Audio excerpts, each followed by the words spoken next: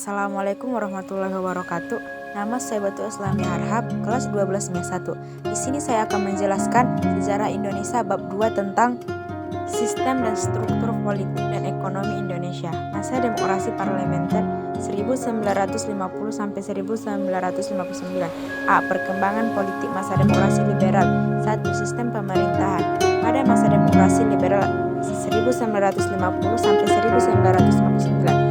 Konstitusi yang berlaku adalah Undang-Undang sementara 1950. Dalam Undang-Undang Dasar ini pemerintah menggunakan sistem parlementer. Pemerintahan Republik Indonesia masa melanjutkan model demokrasi parlementer yang liberal.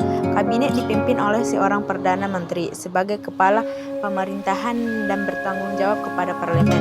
Presiden hanya berkedudukan sebagai kepala negara. 2. Sistem kepartaian. Sistem multipartai adalah sistem di mana banyak partai berada dalam politik dan parlemen. Sistem ini berada dengan sistem partai tunggal yang dianut oleh negara-negara komunis, sistem dua partai yang dianut di Amerika Serikat, atau sistem tiga partai pada masa Orde Baru. Keberagaman partai politik pada masa demokrasi liberal dapat dilihat pada hasil pemilihan umum 1955. Dalam pemilihan ini pelaksanaannya sangat demokratis dan berjalan sukses. Ratusan partai dan calon individu bersaing. Para calon pemilih berhasil didaftarkan dan mengikuti pemilihan.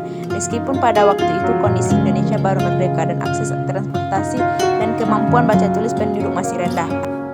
3. Pemilihan umum 1955. Pelaksanaan demokrasi liberal sesuai dengan konstitusi yang berlaku saat ini, yakni Undang-Undang Dasar Sementara 1950. Kondisi ini bahkan sudah dirintis sejak dikeluarkannya maklumat pemerintahan tanggal 16 Oktober 1945 dan maklumat tanggal 13 November 1945, tetapi kemudian berbukti bahwa demokrasi liberal atau parlementer yang meniru sistem Eropa Barat kurang sesuai diterapkan di Indonesia.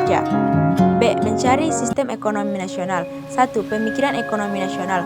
Pemikiran ekonomi pada 1950-an pada umumnya merupakan upaya mengembangkan struktur perekonomian kolonial menjadi perekonomian nasional. Hambatan yang dihadapi dalam mewujudkan hal tersebut adalah sudah berakarnya sistem perekonomian kolonial yang cukup lama. Kondisi inilah yang ingin diubah oleh para pemikir ekonomi nasional di setiap kabinet di era demokrasi parlementer. Upaya membangkitkan perekonomian sudah dimulai sejak kabinet pertama di era demokrasi parlementer, Kabinet Natsir. 2. Sistem ekonomi liberal.